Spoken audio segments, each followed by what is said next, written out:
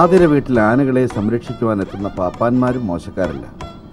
ഹൃദയം കൊണ്ട് ഈ ജന്തുക്കളെ സ്നേഹിക്കുന്നവർക്ക് മാത്രമേ ഈ തൊഴിലുമായി മുന്നോട്ട് പോകുവാൻ കഴിയുകയുള്ളൂ. അതൊരു സത്യമാണ്. ആതിര രവി എന്ന ആനപ്രേമിക്ക് മറ്റാരേക്കാളും നന്നായി അതറിയാം. എവിടെയെങ്കിലും ഒരാന ആക്രമണകാരിയാകുന്നുണ്ടെങ്കിൽ അതിന് കാരണക്കാരൻ ആ ആന മാത്രമായിരിക്കില്ല. പാപ്പാനും അതിലൊരു കാര്യമായ റോളുണ്ടാകും. ഒടിച്ച് ലക്ക് കെട്ട പാപ്പാൻ ആനയെ തല്ലിയ കാര്യം നാട്ടുകാർ അറിയില്ല. വരണ്ട് പരാക്രമങ്ങൾ കാണിക്കുന്ന ആനയെ ശപിക്കാൻ വരട്ടെ, അതിനു മുമ്പ് പാപ്പാനെ പിടിക്കണം. അപ്പോൾ വാസ്തവം അറിയാം. ഇതൊക്കെ അറിയുന്നത് കൊണ്ടാണ് ആതിര രവി മികച്ച പാപ്പാന്മാരെ തന്നെ തൻ്റെ ആനകൾക്കായി കൊണ്ടുവരുന്നത്. കീർത്തന കാർത്തികിൻ്റെ പാപ്പാൻ ബൈജു ആണ്.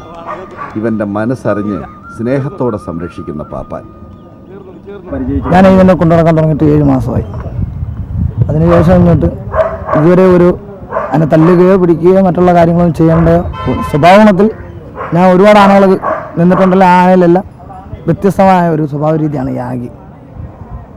ഒരു വഴക്കുമില്ല, ഒരു കാര്യങ്ങളുമില്ല. നാട്ടുകാരോട് യാതൊരു വിഷയമില്ല. നമ്മളില്ലെങ്കിൽ ആനയ്ക്ക് എന്തും കൊണ്ടു കൊടുക്കാം. പഴമോ ശർക്കരയോ അങ്ങനെയുള്ള ഒരു കാര്യങ്ങൾക്കും ആന യാതൊരു കുഴപ്പമില്ല. തീറ്റ ഒപ്പിക്കാനും കുളിപ്പിക്കാനും വെള്ളം കൊടുക്കാനുമെല്ലാം ബൈജു എപ്പോഴും കൂടെയുണ്ട്. ബൈജുവിനെ കുറിച്ച് പറഞ്ഞപ്പോൾ കണ്ടില്ലേ ഇവൻ്റെ ഒരു ഉത്സാഹം. ശരിയാ, ബൈജു ചേട്ടനെ എനിക്കിഷ്ടമാണ്. രാവിലെ എനിക്ക് വെള്ളം തരുന്നത് മുതൽ രാത്രി പിരിയുന്നത് വരെ ഞങ്ങൾ ഒരു മനസ്സും ഇരു ശരീരവുമായിട്ട് അങ്ങനെ കറങ്ങും. കുളിയും തീറ്റയും കറക്കവും ഒക്കെ അതിൻ്റെ ഭാഗം തന്നെ.